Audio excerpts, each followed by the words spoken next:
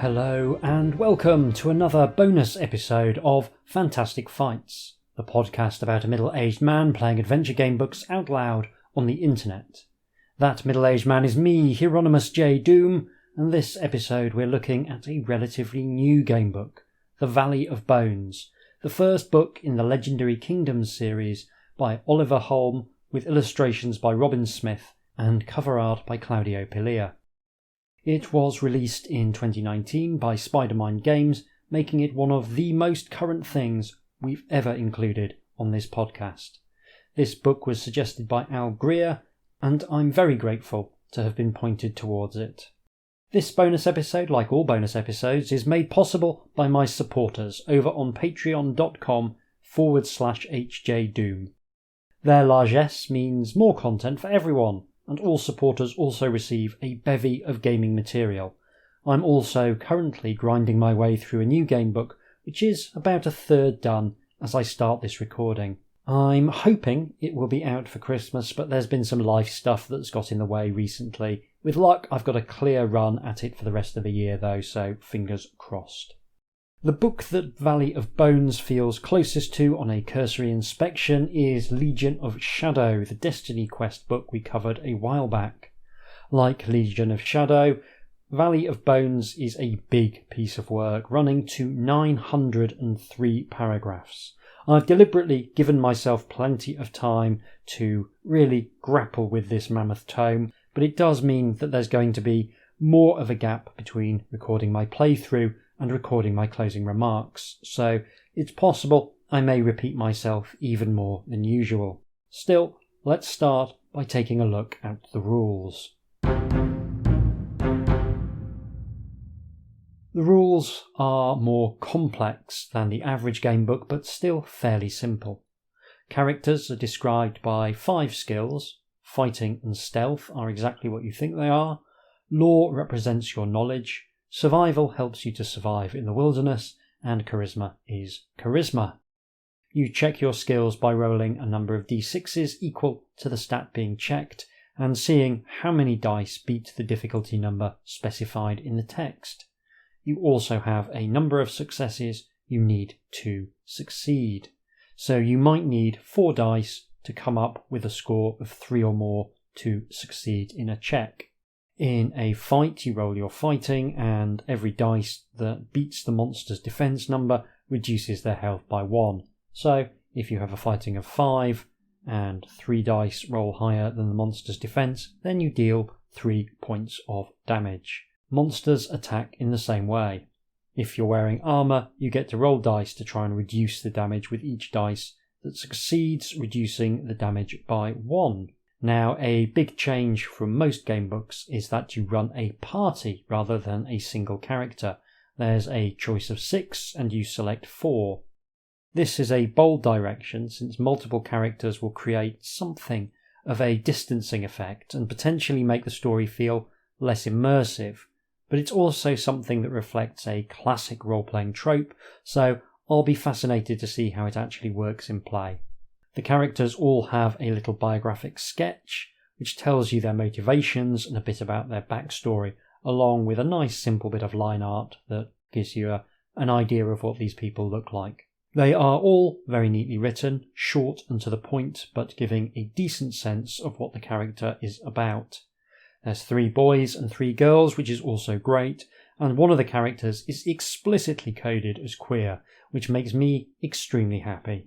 They've got a nice range of different skills as well, so there's plenty to think about when you're putting your party together. They can even romance one another, which is a definite first for a game book, but something I look forward to seeing in play. 2 of the characters can use spells, and there's a nice tight list of 7 starting spells, of which any starting wizard can choose 3. There's 4 combat spells and 3 utility spells. I won't do the full list, but there's a nice mix. One interesting wrinkle is that once spells are used up, it costs you silver, the gamebook's currency, to refresh them. It's a cool idea. It makes money into more of an abstract symbol of your resources and gives the gamebook a unique feel, although it does suggest that in this setting, Elon Musk might just be the mightiest wizard of them all, and I'm really not sure how I feel about that. I'll deal with the other rules as and when they occur in the text. Let's take a look at the party I have selected. My group is Sir Jessica Dane, a powerful knight with great fighting and charisma stats, who is motivated by ambition. Her half-sister Amelia Pastane is also coming along. She's an outsider who grew up in the wilds and learned a bunch of druid magic, and she'll be my spellcaster.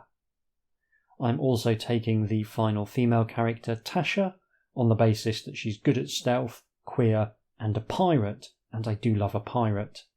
The final character will be the charismatic but morally flexible Brash who lives on his wits. I always enjoy playing rogue characters, so this seems like a natural fit for me. For Amelia's spells, I've chosen Unfailing Strike, which does automatic damage in combat, Armour of Heaven, which makes one party member harder to hurt for the duration of one combat, and Animal Speech, which lets her talk to animals purely because it seems on brand for a druid. They all cost 50 silver to recharge. Before we begin, it's worth noting that the rules section is really well written. Everything is concise and clearly worded, with examples where they would be useful. There's a real art to rules text, but sadly, you only tend to notice it when it's done badly, so I wanted to be sure to call it out here. I always find that a clearly laid out set of rules gives me confidence in the book before I've even begun, because it suggests that the author is minding their work. And we have seen, over the years, some truly atrocious bits of rules writing, so always worth calling out when it's been done right. With all that out of the way, let's dive into The Valley of Bones. Should note that I am playing on a PDF copy, which has full links so that you just press on the section you want to turn to and it automatically takes you there. This is good. Links in PDFs of gamebooks are a good plan. I should also say that there is no background section other than the character bios that we got at the start. So we are actually jumping in very much into the thick of things. 1. You stir into consciousness. Heat and blazing sunlight, the slow rumble of a wagon, heavy chains upon your limbs. You groan, your mouth dry, your stomach empty.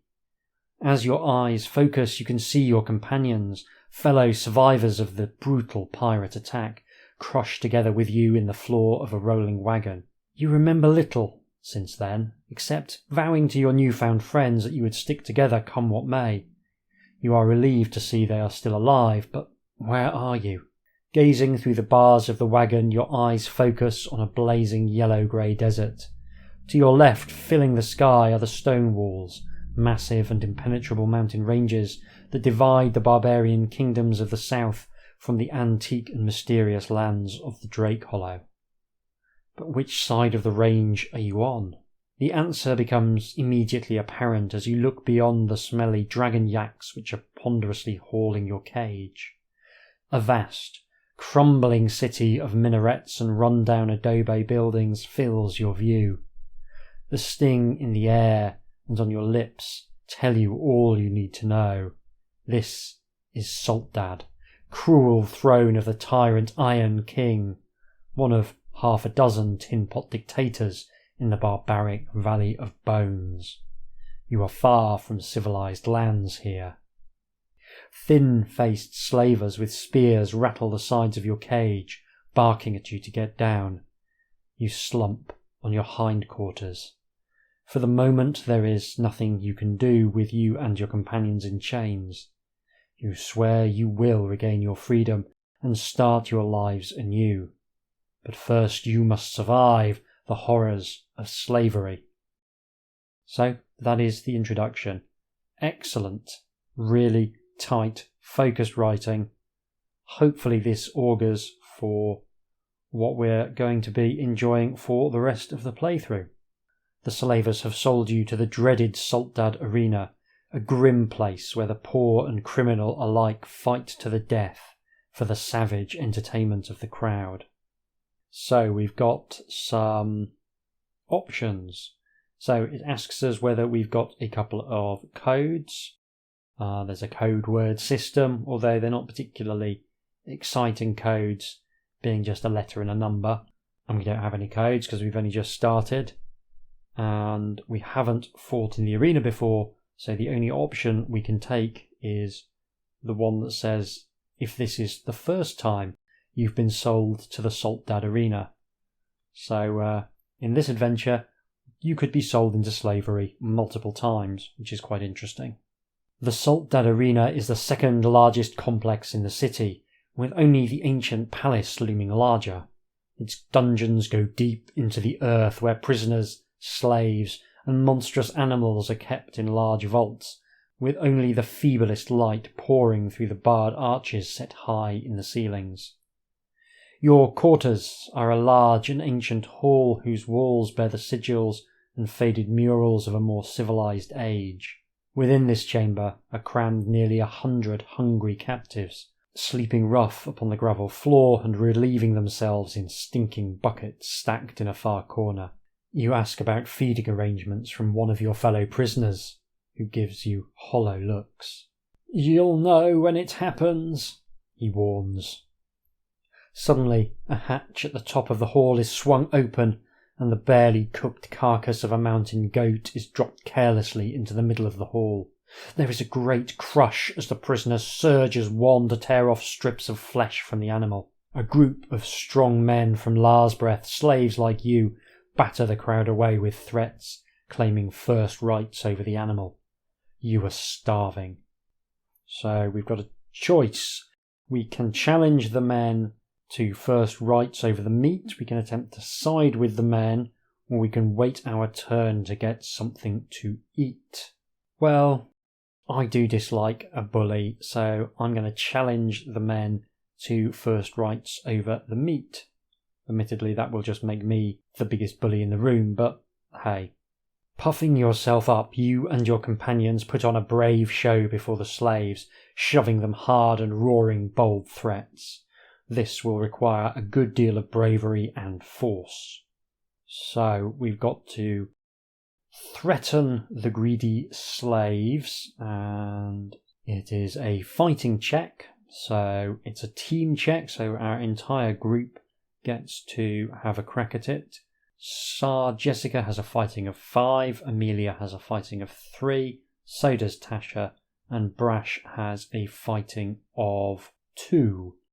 Which gives me a total of 15 dice, and I'm looking for 4 results of 4 or more. So great big handful of dice. Okay, I have successfully passed the threatening greedy slaves check. Pretty straightforward opener, very nice to see.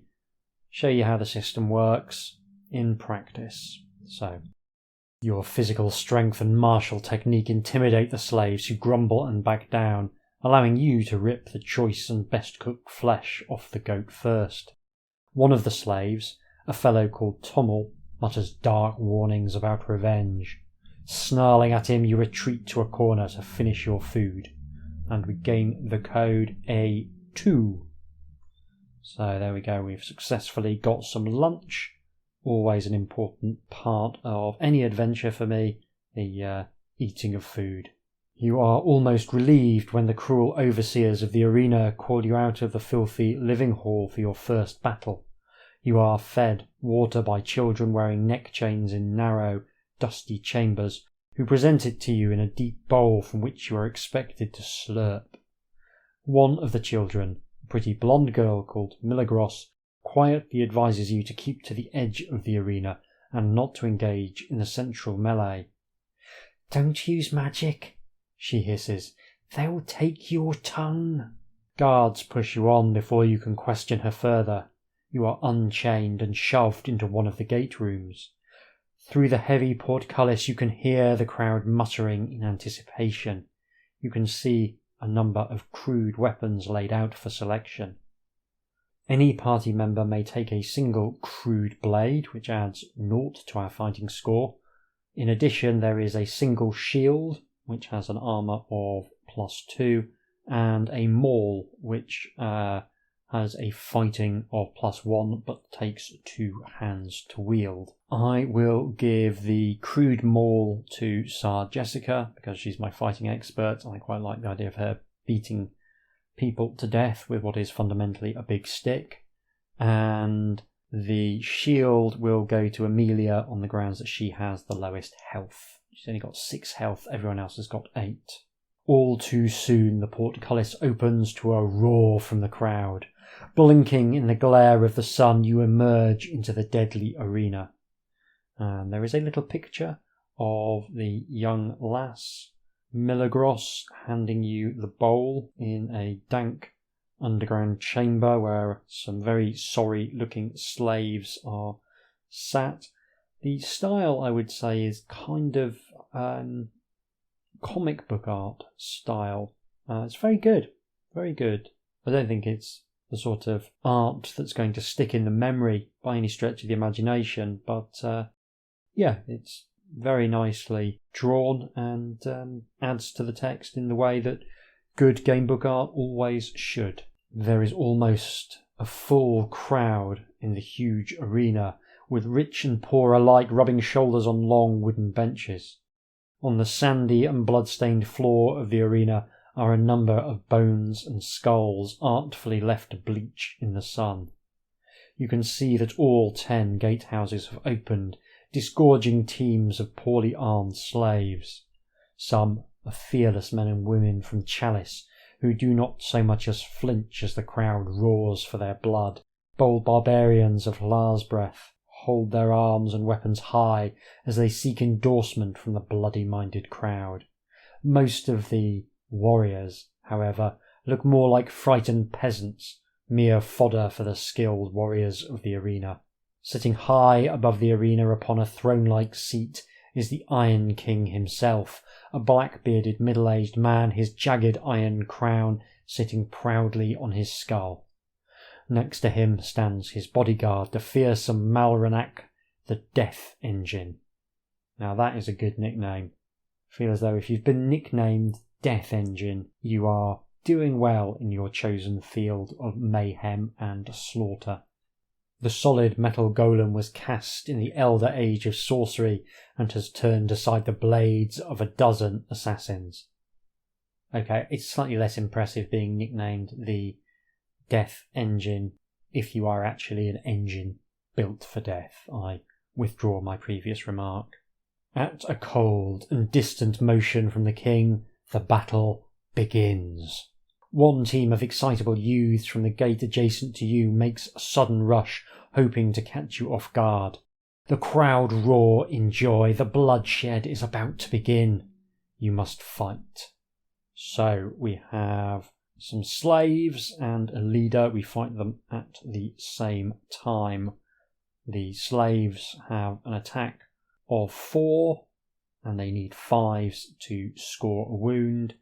They have a defense of 3, so I need to roll 3s to wound them, and a health of 15. And the leader has an attack of 3, needing 5s to hit, defense of 4, and 5 health. So I think there's going to be a little bit of strategy here. Taking out the leader first will reduce the amount of attacks I receive from 7 to 4, so that's what I'm going to try and do. But I'm going to do it off mic because it's that time again. It's time to roll some dice. I have defeated the slaves and their leader. Brash took 1 point of health damage, reducing his health from 8 to 7, and Tasha took 3 points of damage, reducing her health from 8 to 5. I feel as though, actually, the sensible person to put the shield on is someone with high health, paradoxically, so that you can have them try and tank the damage. So I'm actually going to move my shield from Amelia to Jessica. Not Jessica, no, Jessica I want to protect from damage at all costs because she's the best at fighting. So I guess Tasha can have the shield. So, having defeated the slaves, we are asked if Sir Jessica Dane is in the party, and indeed she is. The fighting is chaotic and more slaves come to join the battle as the fight rages on. Sir Jessica is separated during the scrum. After slaying an opponent, she is suddenly bull-rushed to the ground by an enormous Lars Breath barbarian, her weapons scattering from her grasp. The barbarian hefts his axe high above the helpless knight. You must rescue her. Choose another party member to come to her rescue. So, for the sake of pure role-playing, I'm going to say that her half-sister Amelia is the one who dashes to her rescue. It now asks us if we chose Tasha or Akihiro. We didn't choose Tasha. I thought about it, but I didn't. And we don't have Akihiro with us, so we must just read on. You dash to Jessica's defence, but alas, you are too far out of position. The axe lands with a sickening thud. Remove 3 health from Sir Jessica. Her health now down to 5 from 8. You manage to impale the barbarian from behind, kicking his dying body away from the knight. If Sir Jessica is still alive, you haul her to her feet and spin around to face the rest of your opponents. So, already going really well. Classic HJDoom adventure. Nothing but the very best decision making for my listeners. The arena is a swirl of swords and axe blades, the crowd jeering as blood is spilt and bodies fall. In the centre, the greatest fighters have gathered into a spectacular melee, while on the outskirts the cowardly and the injured seek momentary respite. Do you want to leap into the central battle fearlessly, or hang back until the fight comes to you? Well, I would describe my party as both cowardly and injured at this stage, so let's hang back and hope for the best. There is no point in provoking anything. You would rather deal with wounded and exhausted opponents than arena champions. You cast your eyes warily across the exterior of the battle. Do you have the code A3? We do not. An arrow thudding into the ground near you, launched from one of the arena guards, spurs you back into the action. Clearly, you must fight or be executed. Hurriedly you engage with the dregs of the fight to keep busy. So we've got another opponent, which is the Salt Dad Slaves, who have an attack of 6, needing 5s to hit, and a defence of 3, but a whopping health of 20. So, for the second time this adventure, I'm going to roll some dice. I have defeated the Salt Dad Slaves, and miraculously, between their terrible rolling and my brilliant armour, that shield really paying for itself, they did no damage to me. So yes, a glorious victory on the sands of the arena. I do love a story about gladiatorial games for some reason. Don't know why, probably because I'm a wrestling fan. With a final flourish, you slay your last opponent. Although there are other living slaves in the arena, the battle suddenly stops as the Iron King stands. In a thickly accented voice, which I will be almost certainly representing as Welsh, the king declares you champions of the arena.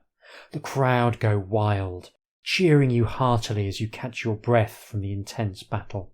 Any hopes you had that being made champion would grant you freedom are soon quashed. Instead, you are disarmed and led back into the dungeons to nurse your wounds. We must cross off all equipment. Did any party members use spells while in the arena? If so, they are taken away by the guards to a small room where their tongues are cut out and then sealed with branding irons. So, good job I heeded that particular advice. Each magic-using character would lose 3 health and would not be able to cast spells until they can find a way to regrow their tongues. What an awesome thing fantasy gaming is. Who'd have thought that finding a way to regrow your tongue could be a entertaining fantasy quest, but marvellous stuff. That is such a strange sentence to read out loud. As arena champions, your quarters are improved a little. You now have your own cell to sleep in, half the size of an inn room with a dirty straw mattress. In addition, you are given some basic training from an experienced gladiator called Che Long, who claims to be a sword saint from the nearby city of Chalice. The meals are slightly better too, with Milagros the slave girl serving you rice and cooked meat, as well as your water ration. All your party members can restore 4 health points. My party restored to the starting values of 8, 6, 8 and 8. Between training bouts you have many talks with Che Long, who is damning of the Iron King's rulership of Saltdad. "I care not for who hears it, the man is a tyrant," he exhorts. "Life is hard in the valley, but wanton cruelty such as his is uncalled for. It sticks in my throat that I had to fight for his pleasure." "I had heard that all kings of the valley are petty tyrants," you say between mouthfuls of water. "It was not always so," mutters Che Long. "In times past we were ruled by a noble queen, the immortal Everchild, who cared more for her people than for her comfort. After the destruction left by the demon lord Abraxas, all that was left was ruins, and without her leadership, the people of the valley became little better than barbarians. Only Chalice has a glimmer of civilization left. After a hard day of training, you make your way back to your cell. You have another bout in the arena tomorrow, and you will need all your strength. Do you have the code A2? I surely do. During your evening meal, one of your characters has wandered off. Choose which character and turn to the next section. So who's wandered off? I feel like Tasha is the most likely to wander off. Yeah, I'll have Tasha wander off. You turn a corner and see Tommel, one of the thugs you bullied in the dungeon on your very first day. He is accompanied by another muscular man armed with a club. "I told you I'll get even with you, scum," he snarls, advancing menacingly towards you. Do you want to run for it, try and talk him down, or raise your fists? I think we will run for it. I think a 2-on-1 fisticuff fight is unlikely to be successful, so we'll take a powder. Discretion is the better part of valour. You attempt to bolt. Tommel is diving to make a grab for you. You must use the stealth ability of the character you have chosen. So it's 2 successes and the difficulty is 4. So Tasha has a stealth of 5. That was a good pick. So just need to get 2 rolls of 4 or more. No, that's 0 rolls of 4 or more. You are grabbed and pulled to the floor. Tommel and his brutish friend beat you with clubs until the shouts of the guards chase them away. Tasha loses 3 health. Definitely getting a little bit cocky on this adventure, and that's put me right in my place. If you are still alive, you nurse your wounds grudgingly, muttering words of revenge under your breath.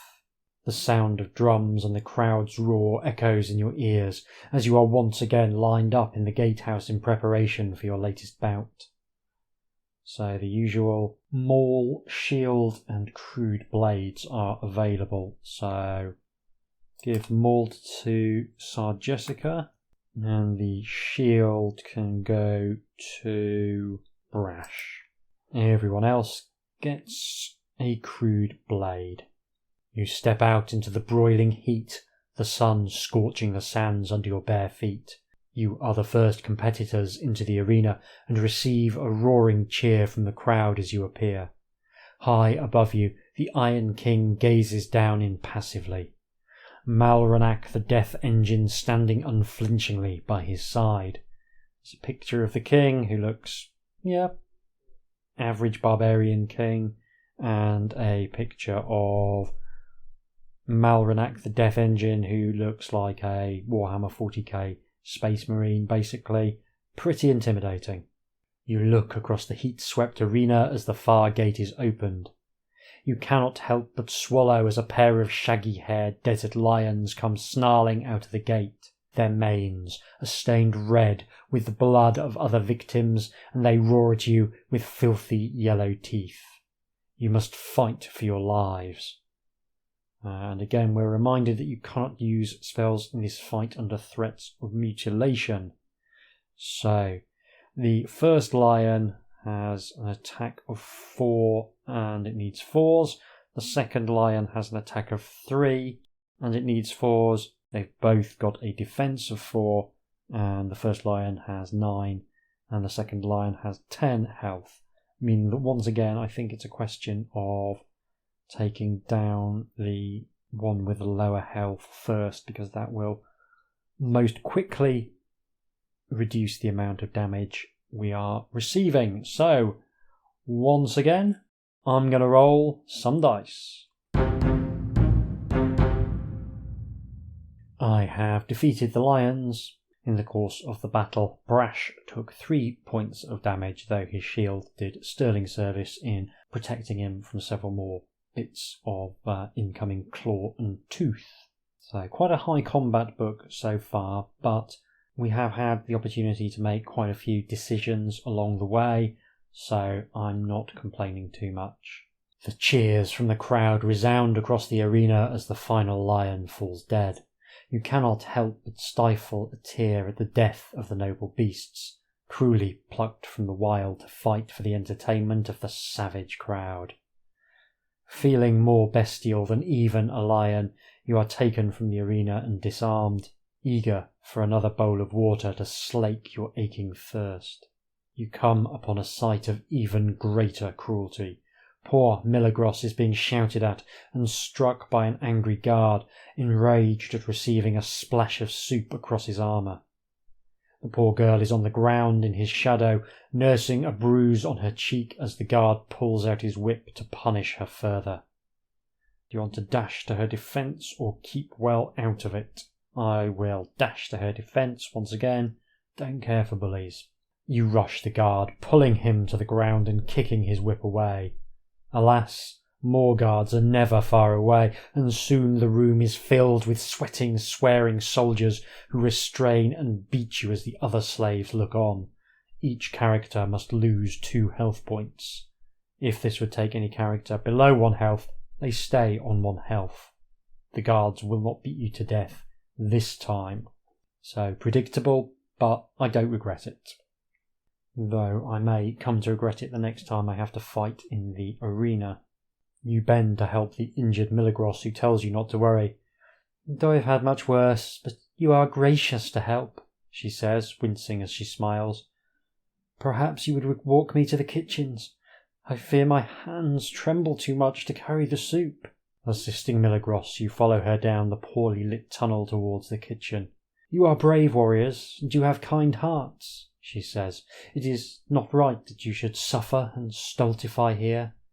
There is a plan to abruptly shorten our sentence. If you would be free, follow me. Milagros makes a sudden turn down a narrow tunnel that plunges into darkness. You want to follow her? I do indeed. I'm desperate to get out of this arena. You make your way down the pitch-black tunnel, relying on touching the damp walls to guide you. You emerge into a small cell, through which light streams weakly from a tiny arch high in the wall. In the cell you can see Che Long, your trainer, and several other gladiator slaves. Welcome, my students, bows Che Long. He indicates Milagros. You come in good company, I see. I believe we can trust these warriors, announces Milagros. Tell them the plan, Che Long. Do they know what they are letting themselves in for, what they fight for? We are all slaves here, you assure them. We fight for our freedom. That, and so much more, says Che Long, smiling. This is no mere slave girl. Standing before you is the reincarnation of the Everchild, the Queen of the Valley, the supreme sorceress herself.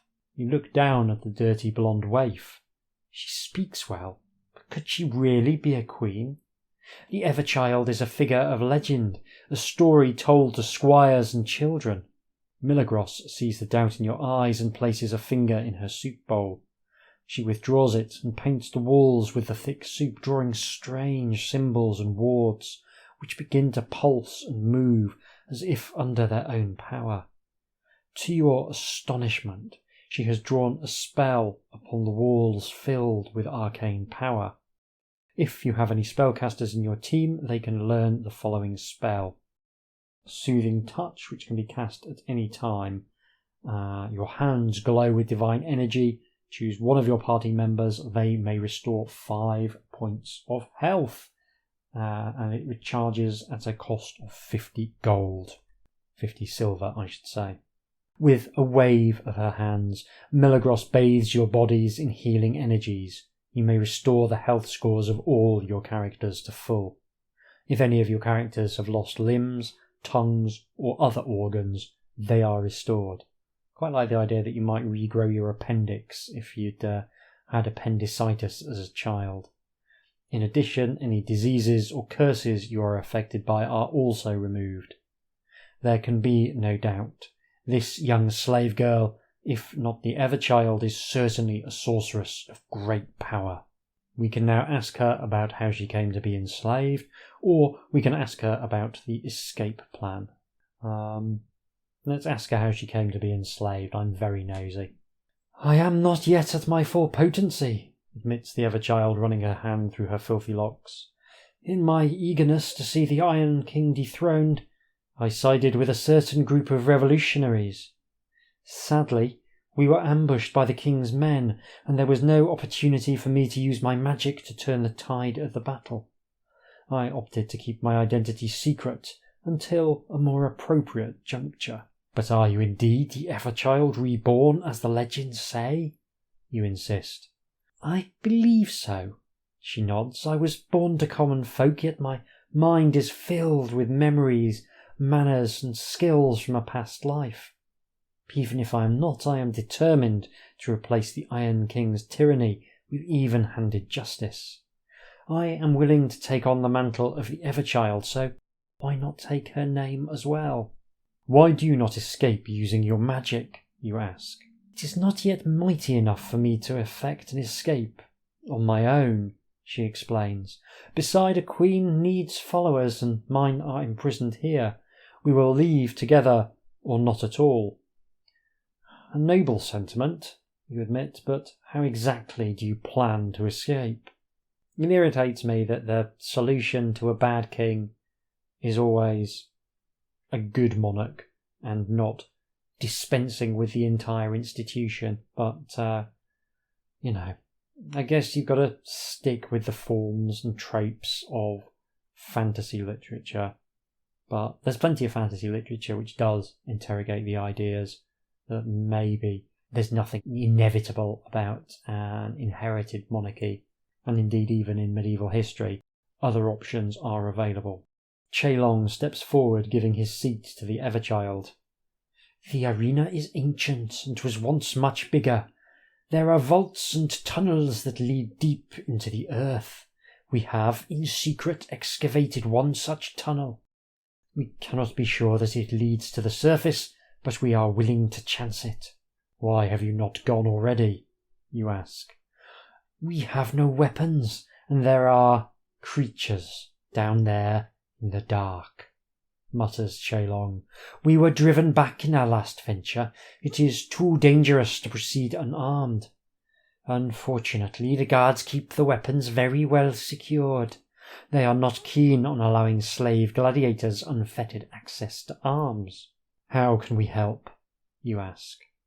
We need to get the weapons out of the gatehouse and into our hands, says Chelong. To do that, we will need strength and a good distraction. So we've got a choice. We can volunteer to get the weapons, we can back out of the risky escape plan, or we can tell the guards the Everchild's plans. I love that the option's there.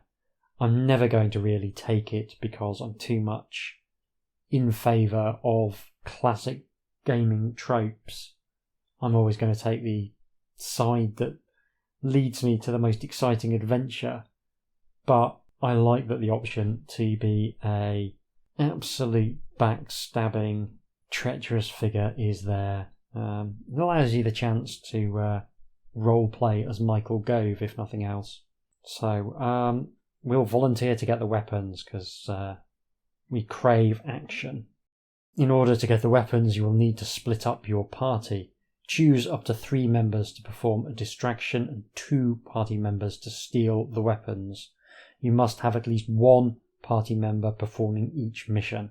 Okay, well, we will split it right down the middle. So, Jessica and Brash will team up, and Amelia and Tasha will team up.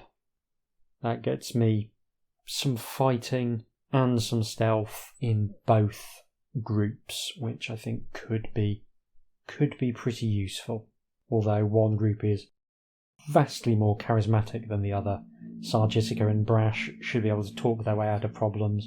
Amelia and Tasha, they're going to struggle. I'm really enjoying how the party has been implemented into the gamebook thus far. It does feel a little bit weird being addressed in the second person. Maybe there's an argument for saying that this might have been a gamebook that would have benefited from being written in the third person. I don't often say that. But yeah, the party stuff is proving to be tremendous fun. Your distraction team must divert the guards' attention from their posts at the gatehouse. What tactics do you think is best? So, we can start a fight amongst ourselves, we can attempt to seduce the guards, or pretend to be a messenger and say that the captain needs them urgently.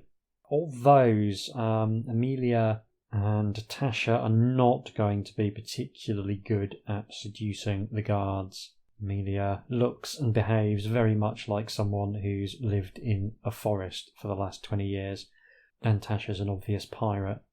I guess we'll try and start a fight amongst ourselves. Timing it just right, you begin to shove one another in the water queue.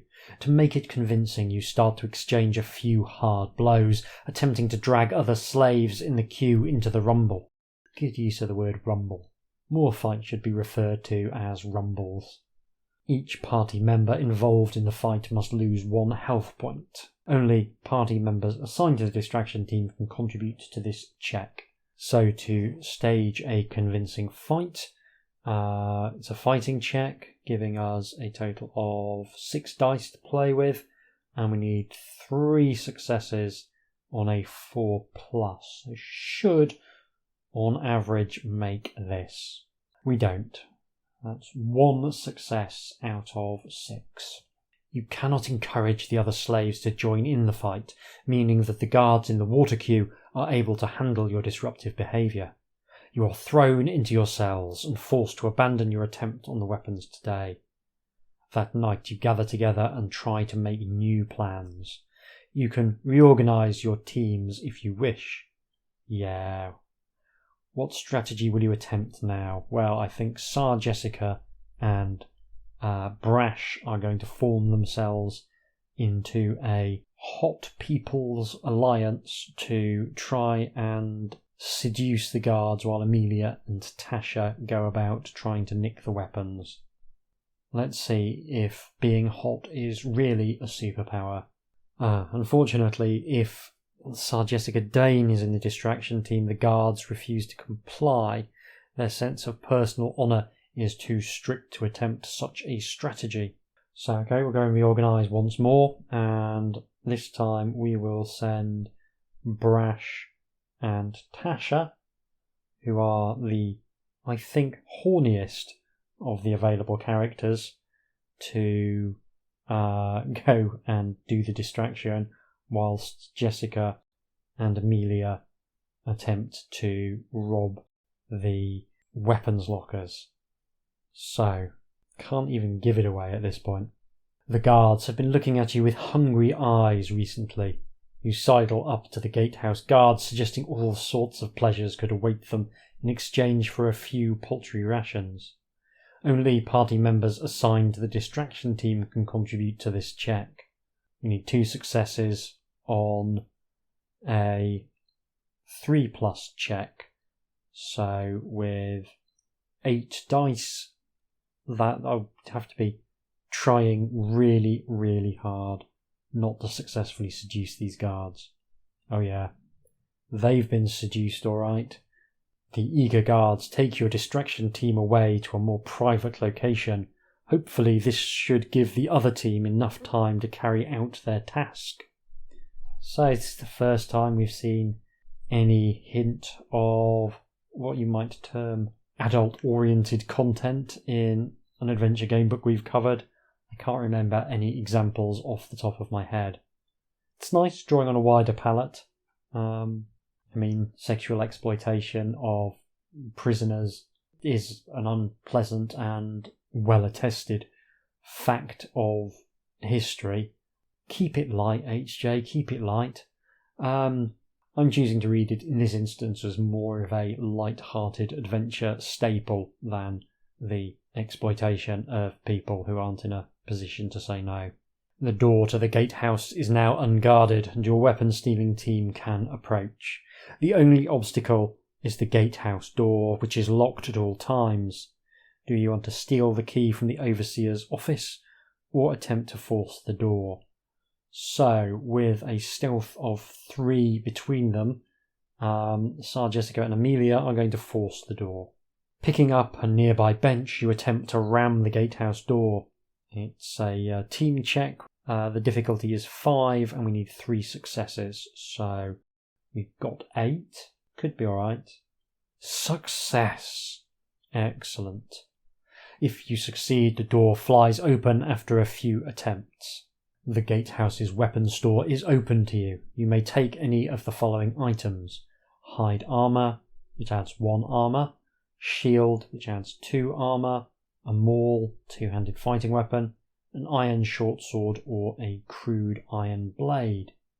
You also grab a number of crude weapons for Everchild and her followers before fleeing the gatehouse, closing the door behind you.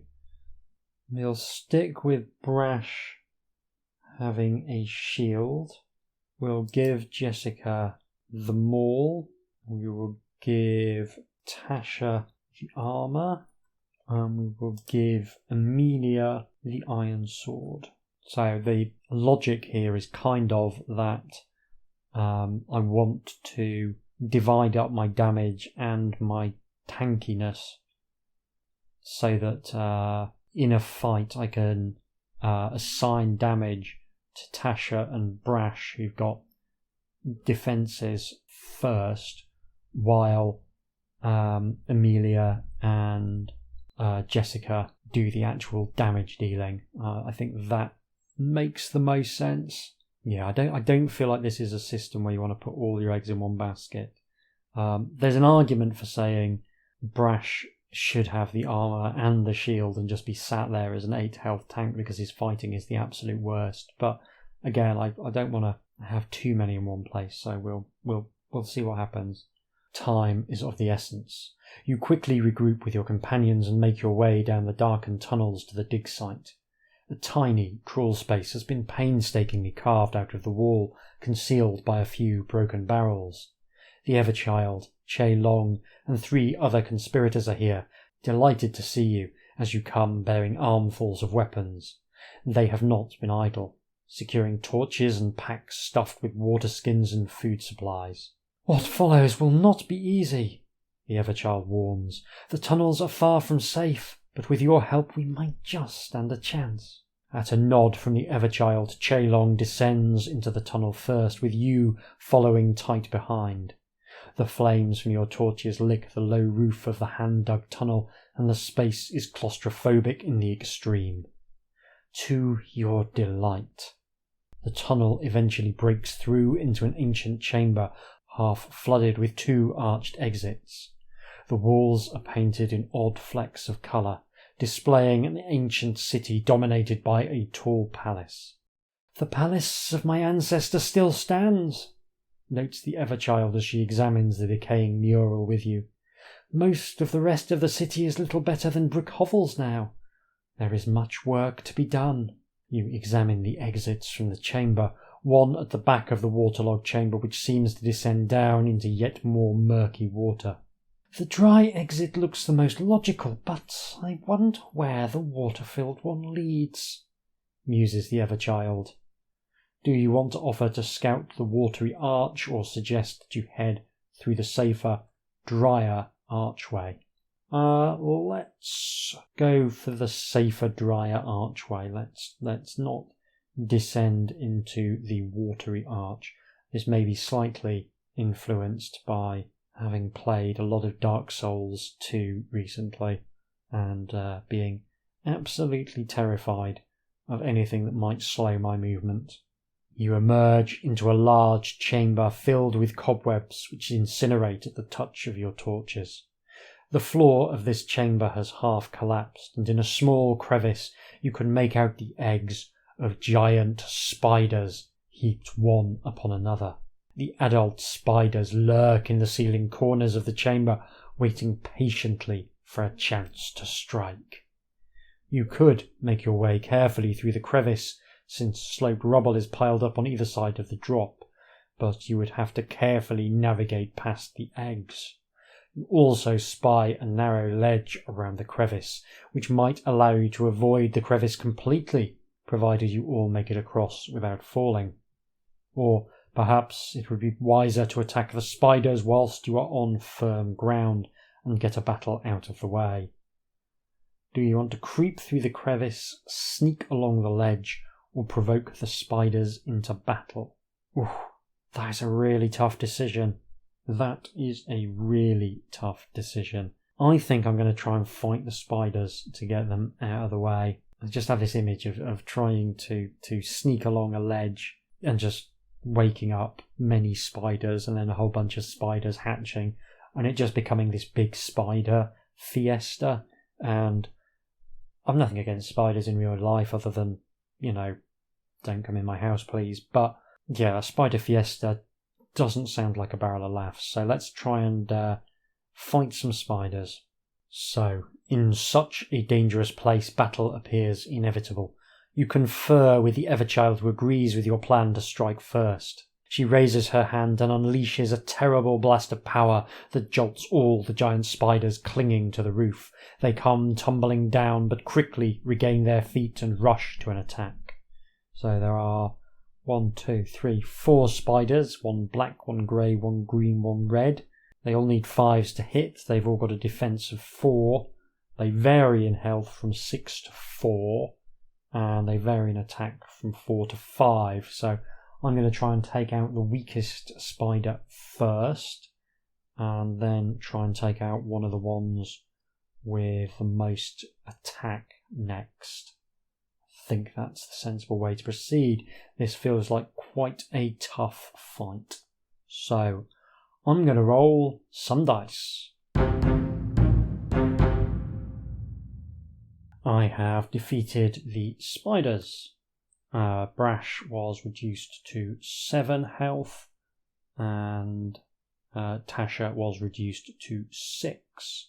It was genuinely a really interesting, at times quite tactical battle.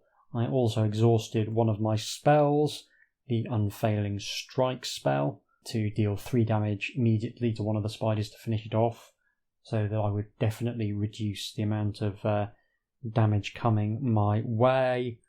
I genuinely found that a very enjoyable combat to run. The more enemies you have, the more interesting the decisions you have to make are, and getting to sort of decide in what order you're going to attack becomes quite an interesting tactical decision as well. I mean, it's not complicated tactical decisions, but it is definitely tactical decisions, and that's a cool thing to see in a gamebook. It really is. With the largest spiders dispatched, the eggs are at your mercy. You cast a couple of lit torches into the crevice containing the spider eggs, and the flames consume them almost in moments. Only a few tiny survivors scurry into the cracks of the walls. With the way clear, you are able to cross the chamber safely. You emerge into a tunnel that soon splits in 2. One route leads down slightly, the other slopes up. Ancient writing crosses the walls, and the Everchild calls for more light as she examines it. "The downward slope leads to an old armoury," she comments. "Upwards, a changing room. There is no indication which route leads out, however." So, which way should we go? Well, I think we will head down towards the armory, but I also think this is an apposite moment for me to pause because I've been recording for quite a while, longer than it might seem to you because the combat system is that bit more involved. Yes, I hope that's provided you with an intriguing taster of the first volume of Legendary Kingdoms, Valley of Bones. I'm going to go away and probably spend the next week or so playing through it and trying to understand its secrets, but I will be back for you in just a couple of seconds with some closing remarks. Tatty bye. This is a really tough book to review. I've been playing it for a week and I'm still not sure I have a complete handle on it. On the one hand, it's incredibly easy to recommend. Basically, if my playthrough has tickled your interest, then it's almost certainly worth a punt. The book isn't cheap, the physical copy will cost you north of £20. There's such an abundance of content though, I feel it does easily justify the price tag. I feel like I've had more than my money's worth from the £12 or so I spent on the PDF. The functional design is inspired on many levels. This is a book pushing hard at the boundaries of what a gamebook can accomplish. You have complete freedom of movement, and you can revisit areas multiple times without it feeling strange, thanks to an incredibly robust keyword system that tracks almost everything you do. You have a freedom that is unsurpassed in any other gamebook I've played. There's elements of the design that I'm going to gush about in detail, but I've also got some admittedly minor reservations about where this sits in terms of gamebooks as a creative medium. The opening premise, captured by slavers, is a hoary old trope, but it's also a trope that pretty much always works. It was the opening for Skyrim, after all, more or less. Putting the party in an environment and a set of circumstances that are as strange to them as they will be to the player is just a solid opening gambit. You can also think of the Fallout video games where they open with you emerging from a bunker into a strange and terrifying new world, or Breath of the Wild, where you emerge from a mystical slumber into an environment completely changed from the one the character you play knew. Fish out of water is an incredibly efficient bit of storytelling because it allows you to sidestep having to do a bunch of world building before you get started on the action. The main narrative of overthrowing a tyrant is also a familiar trope to role-playing fans, but it creates an ongoing sense of purpose and encourages you to explore the world as you look for potential allies and find out what you need to do to get them on side. I think in game books, story that you unravel as you go along is always better than needing to front load the story with exposition. So big thumbs up for me on that basic setup. There's also a nice element of doubt which creeps in later about the Everchild herself. She seems plausible and believable, but there's this nagging question about whether she might just be a chancer latching onto a convenient legend and getting you, a group of morons, to do her dirty work for her. Let's look at some of the design elements that I think are strongest. The open world elements are the first thing I want to examine. I think this is a very difficult thing to get right, and Valley of Bones does a superb job of making the world feel open while nudging you towards various different strands of the plot. You can completely ignore the main plot if you want, and the game will still feel fun. This is less a story than a place, and I very much enjoyed being able to travel from settlement to settlement getting into scrapes. The aforementioned keyword system is crucial to this. There's about 100 different keywords tracking different encounters you've found, and it does an admirable job of making it feel like you're actually changing the world as you work your way through it. Often it's as simple as noting that you've killed a monster or found an item, but there's also plenty in there governing how you've dealt with the various NPCs and made more lasting changes to your environment. I'm a big fan of keywords, and this is probably the most extensive keyword system I have ever seen. One interesting consequence of the keyword system is that individual encounters have to be fairly simple. Because you're tracking whether you've had the encounter, you can't track that many different outcomes for the encounters themselves. You already need to have a minimum of 2 versions of any encounter with a keyword, and that tends to act as a constraining force on the way you design. It pushes you towards a binary way of thinking, which is clean, but also somewhat more limited. Thankfully, the encounter design here is good enough to counterbalance the inherent limitations of this approach. A well-written encounter with only 2 outcomes can be just as satisfying as one with many different ways out.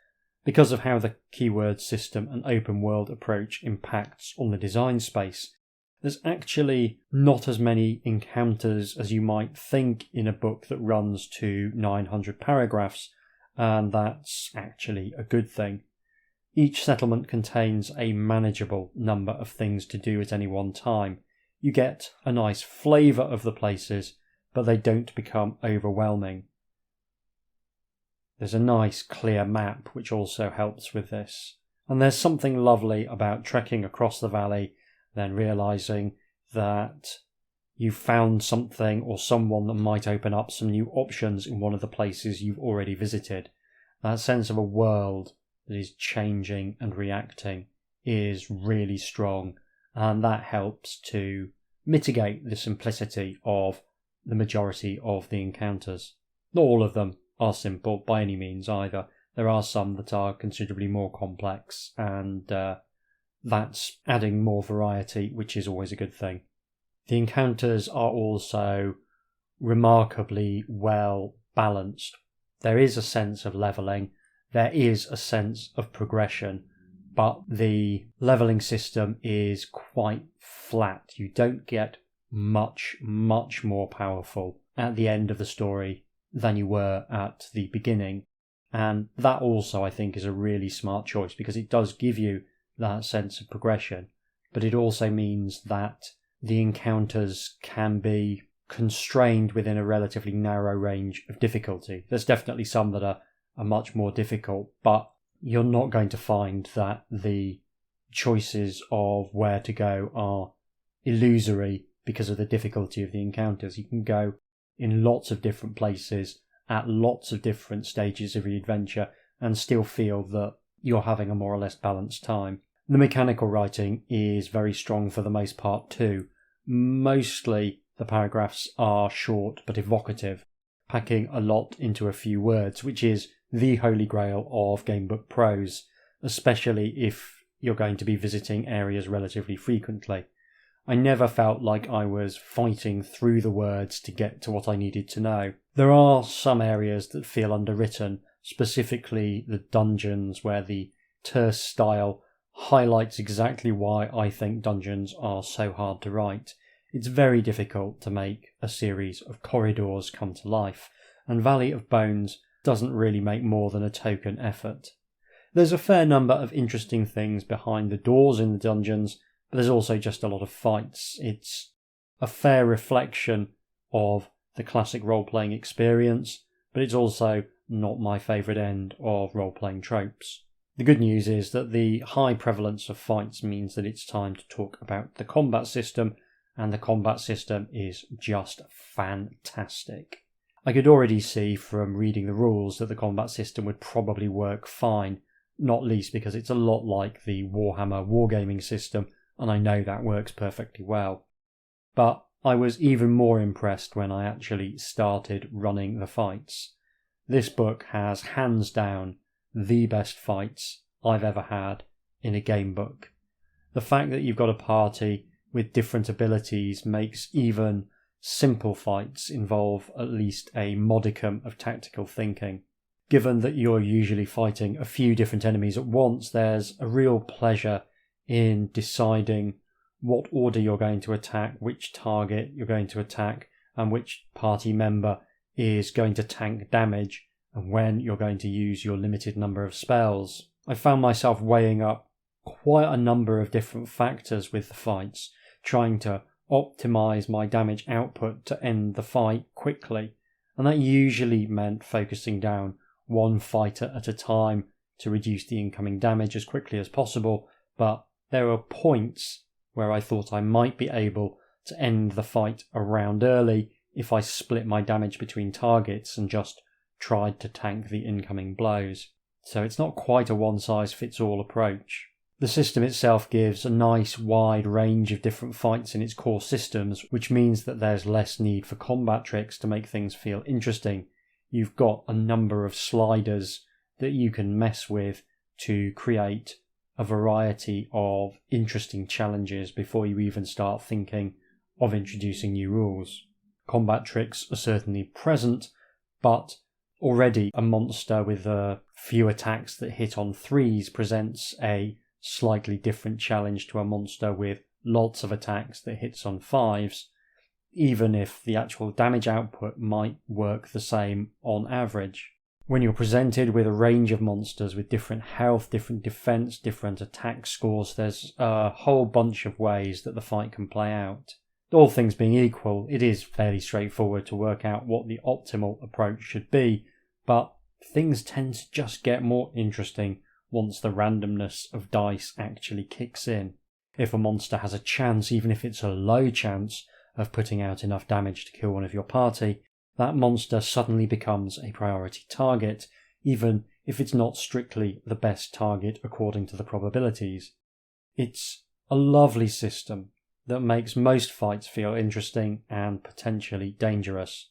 You're rolling enough dice that you can generally make a fairly good guess about how the fight is likely to go, but not so many that there isn't scope for sudden moments of excitement and surprise.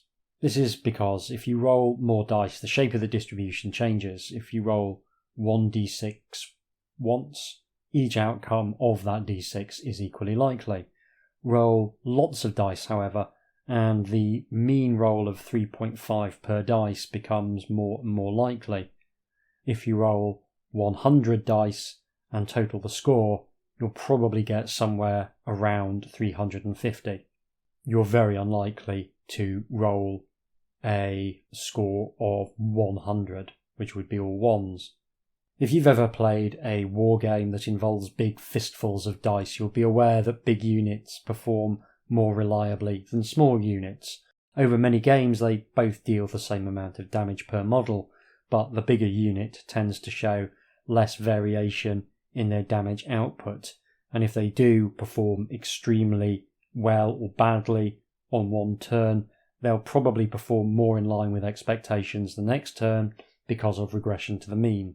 What this means is that there is a sweet spot for handfuls of dice where you can calculate an expected outcome for the engagement, but surprises come up often enough to feel interesting, but not so often that combat feels too risky and too random.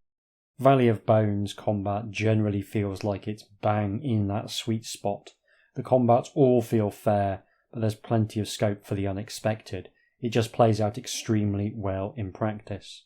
I said it doesn't need to make too many use of combat tricks because the combat system is deeper than average. However, there are some nice twists on the formula.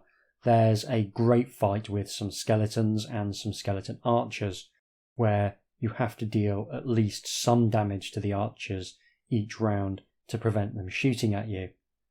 That's a great mechanic because it forces you to split your damage, which is a thing that the combat system generally pushes you away from, and it also makes intuitive sense because archers can only shoot if no one is punching them in the face.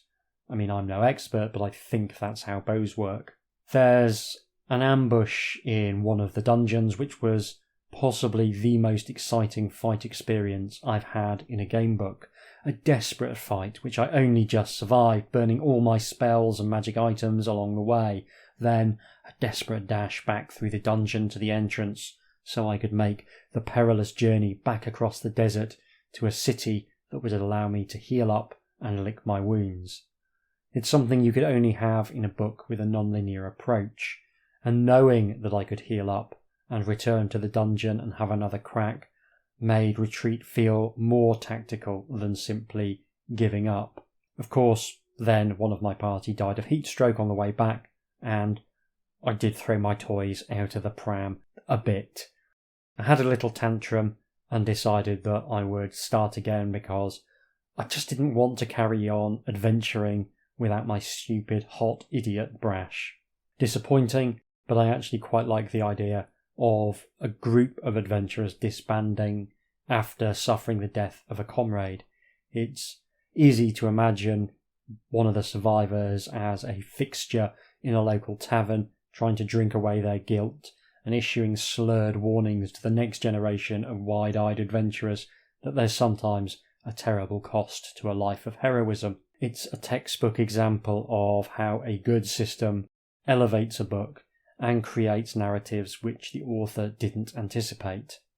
Also, the health you get as a starting group, assuming you take a balanced group, feels about right as well. Incidentally, while we're vaguely on the subject of dice and probability, you can deliberately tune your games in ways that take advantage of different models.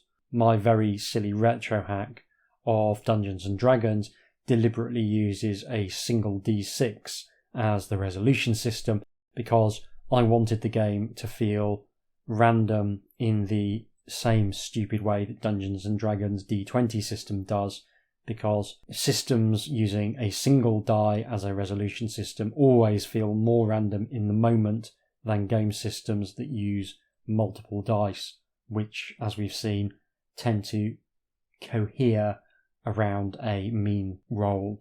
Sometimes you want things to feel just that bit more arbitrary for whatever reason. I initially thought that using the same system for task resolution might be a bit of a sticking point, but honestly, it works better than I expected. By manipulating both the number you need to roll on a dice and also the number of successes you need to succeed, you can create a range of interesting results. Firstly, you can gate off certain tasks. If you only want a stealth specialist to be able to succeed on a task, you can require enough successes that only someone with a stealth of 3 or more stands a chance of succeeding. You can then make the task fairly easy for that specialist to achieve by requiring a low target number. So you are rewarded there for bringing along a character with a high stealth. On the other hand, if you want to make a difficult challenge that anyone could have a crack at, you could set a high target number but a low number of successes. It's a lovely system that's somewhat similar to the Worlds of Darkness system by White Wolf, but better because I love d6s more than d10s, because d6s are the people's dice. I will say that the magic system doesn't quite land for me.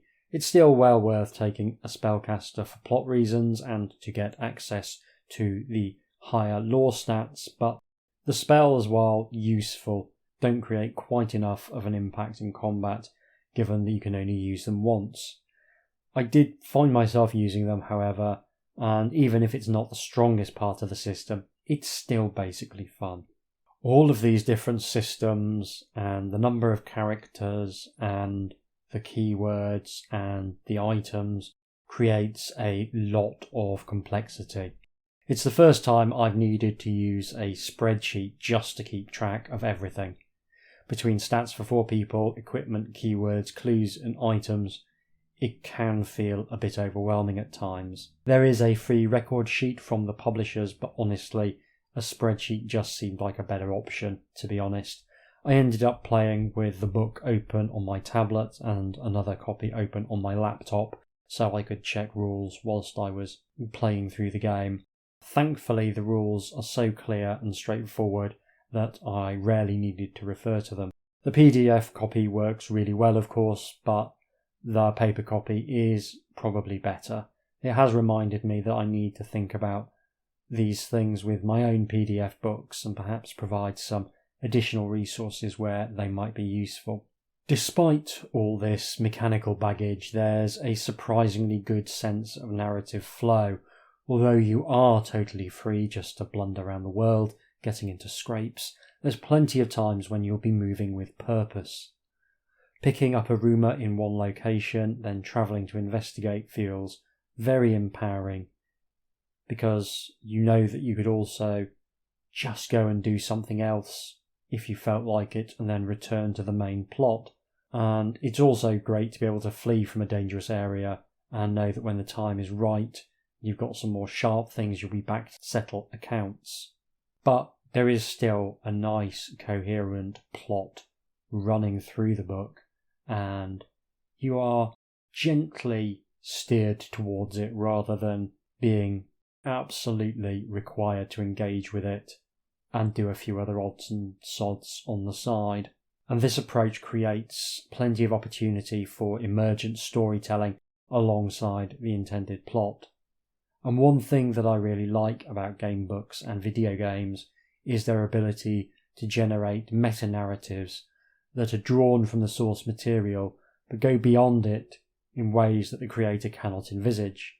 I remember playing a roguelike platform game with randomised loot and ending up with an utter sad sack of a character who couldn't really do anything.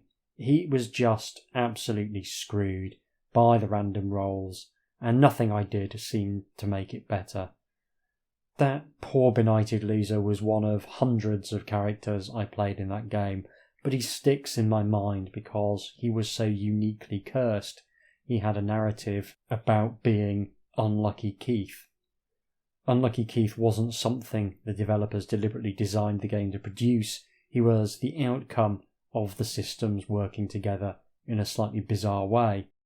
In the same way, I've sometimes found myself amused when the dice have really been against me in a game book and my character has rocked up half-starved and bleeding heavily from a score of wounds at a location, only to be treated like the hero the book kind of just assumed you'd be.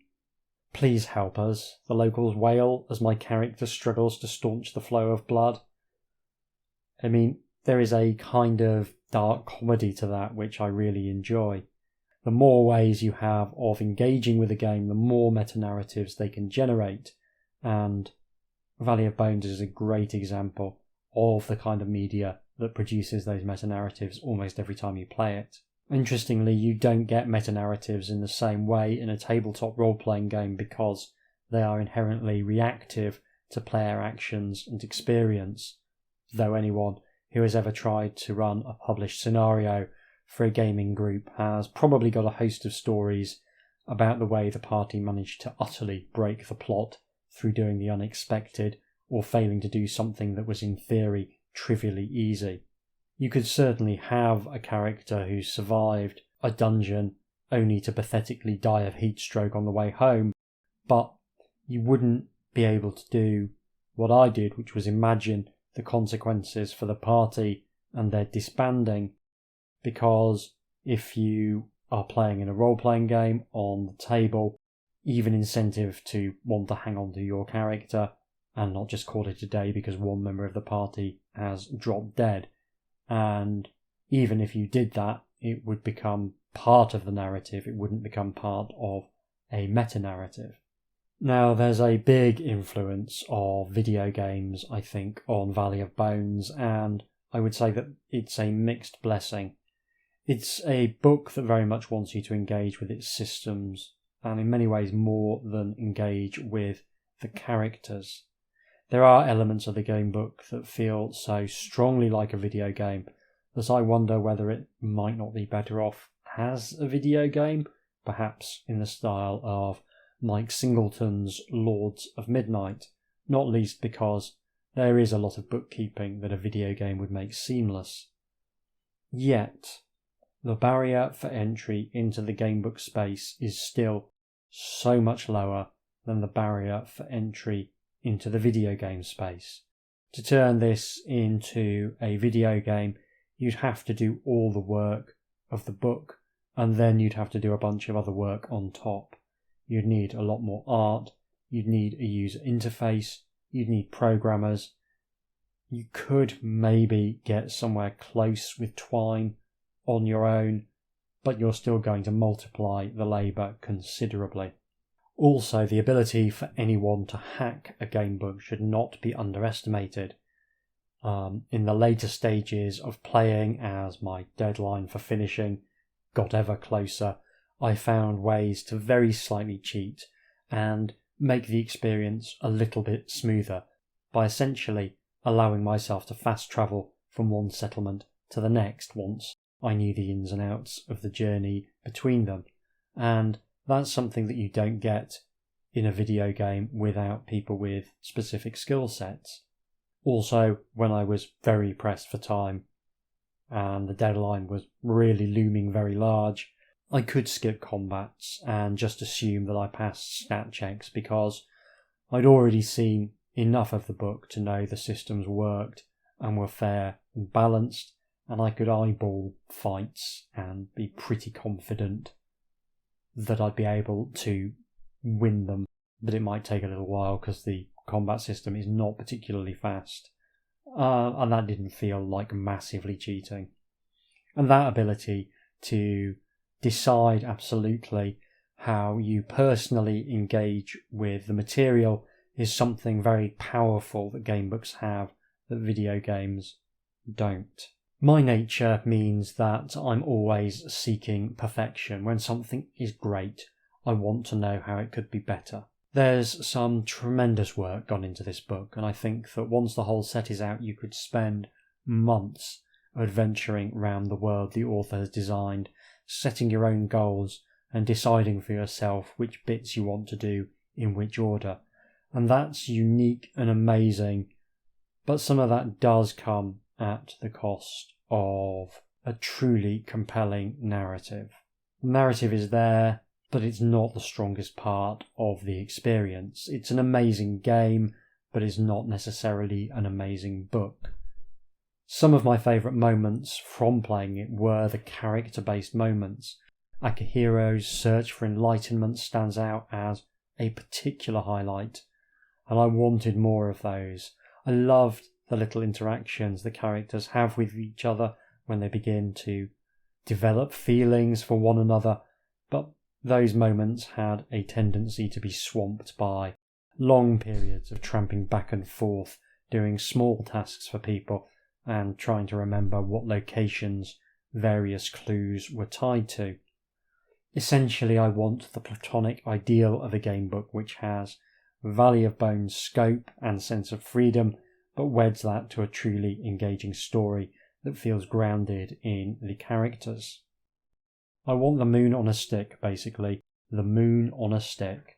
Part of it comes from the party system.